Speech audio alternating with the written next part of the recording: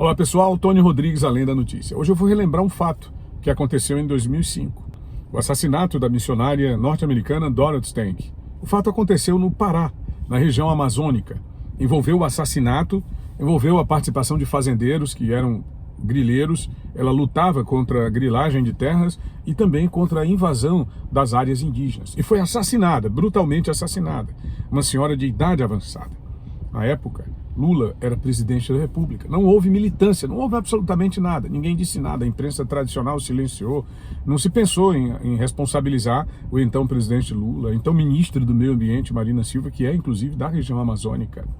É muito diferente do que acontece hoje em relação ao desaparecimento do jornalista Dom Phillips e do indigenista brasileiro que sumiram na selva amazônica. Há suspeitas, nós já tratamos disso aqui no canal, de que eles teriam sido assassinados a mando de um traficante chamado, apelidado de Colômbia, por um elemento também conhecido por um apelido, Pelado.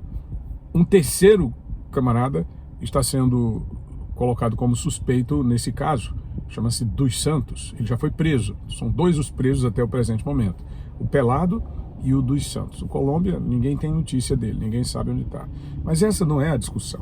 A discussão é a morte da Dorothy Stank e o silêncio da grande mídia na época. Não se responsabilizou Lula, não se buscou responsabilizar Marina Silva, absolutamente não se trouxe ao governo nenhuma pressão. O caso foi tratado como mais um caso isolado dos tantos que acontecem naquela região amazônica, né, de mortes, de assassinatos terríveis que acontecem naquela região amazônica. Em 2005, a missionária norte-americana Dorothy Stank foi assassinada aos 73 anos em Anapu, no Pará, com 6 tiros numa emboscada.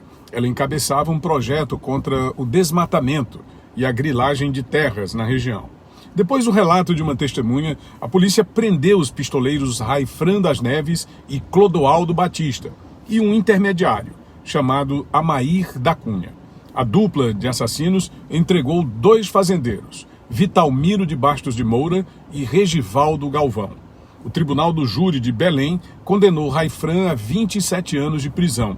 Em 2014, a pena progrediu para o regime domiciliar, quando ele foi preso novamente por outro crime.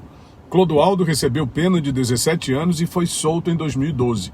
Os outros 3 acusados foram julgados em 2006.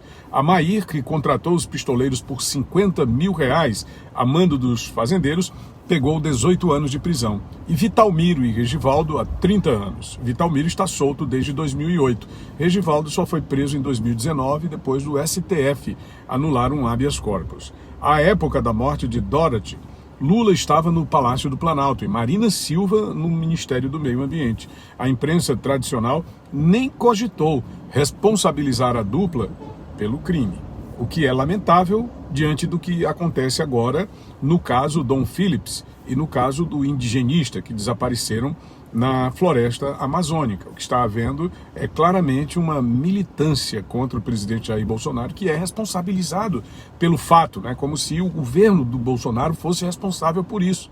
Mas no caso presente agora, nós temos uma verdadeira atmosfera de beligerância, como se estivéssemos numa guerra provocada por elementos do mundo cultural, manietados pelo senhor José Dirceu, pelo senhor Lula, do PT, pelas altas personalidades petistas. Inclusive, é uma prática, é uma tática de guerra do PT. Isso foi dito em reunião do partido, foi colocado em setores da mídia.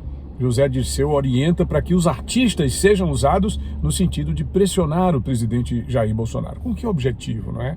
Se faz essa pressão.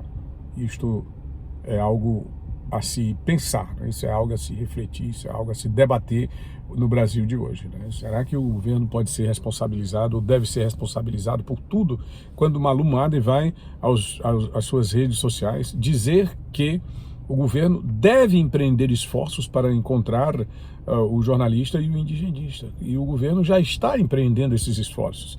Já existem 300 homens atuando na floresta amazônica nas buscas pelos 2 desaparecidos. Então é um país bem difícil, esse que nós temos aqui no Brasil, principalmente por causa desta oposição irresponsável que é feita pelo PT. Uma oposição que não visa absolutamente o bem do país. A gente viu agora recentemente no caso da votação do projeto que reduz os preços dos combustíveis.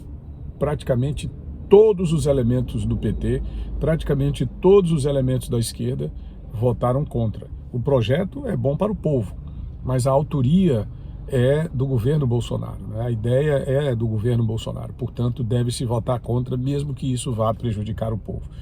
Esse é o PT, essa é a esquerda, é tudo militância, é tudo um jogo de cena para tentar parecer aquilo que eles não são. Gente séria. Tony Rodrigues, Além da Notícia.